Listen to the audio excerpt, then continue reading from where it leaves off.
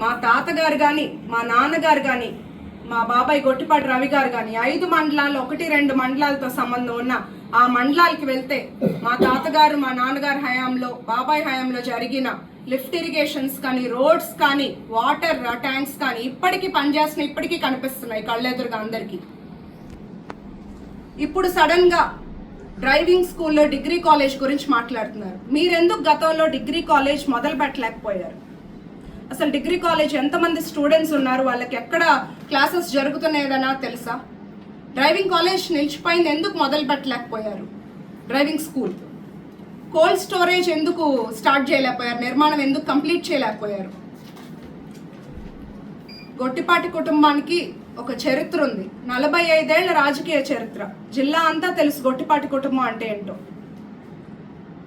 రాజకీయాల్లోకి వచ్చి ఆస్తులు పోగొట్టుకున్నామే కానీ రాజకీయాల్లో కోట్లు సంపాదించుకున్న వాళ్ళం కాదు.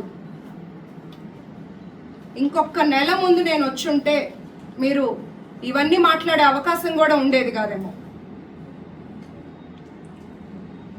లిక్కర్ కుంభకోణం, అక్రమ మైనింగ్ డబ్బులతో గెలిచారు దర్శిలో. ఆల్రెడీ లిక్కర్ స్కామ్ లో మీ ఎంపీ అభ్యర్థి చెవిరెడ్డి భాస్కర్ రెడ్డి గారు అరెస్ట్ అయి ఉన్నారు. మిగతా అన్ని కూడా త్వరలో బయటకు వస్తాయి. జెడ్పీ నిధులు ఎక్కడికి మళ్లించారు, ఆ వర్క్స్ ఏమయ్యాయి అనేది కూడా బయటకు వస్తాయి త్వరలో. ఏబిఎం పేరుతో ఉన్న ఆస్తులు తప్పుడు పేర్లతో రిజిస్ట్రేషన్ చేసి ఎవరు విక్రయించారు? చివరిగా నేను ఒక్క సవాల్ విసురుతున్నాను వైసీపీ ఎమ్మెల్యే గారికి. నేను ఒక ఫేక్ ఫోటో పెట్టి సీఎం గారు వచ్చిన ప్రోగ్రాం కోసం పక్కన ఉన్న ఎవరో ఇల్లు పడగొట్టాము అని అన్నారు కదా. రోడ్డు పోరంబోకు ఆస్తుల్ని మీ హయాంలో అక్రమంగా ఆక్యుపై చేసి కమర్షియల్ బిల్డింగ్స్ కట్టుకొని సంపాదిస్తున్న అక్రమ తొలగింపులు పంచాయతీ డిపార్ట్మెంట్ చేస్తే అది తప్ప? గవర్నమెంట్ ఆస్తులు ఆక్రమించుకోవాలా?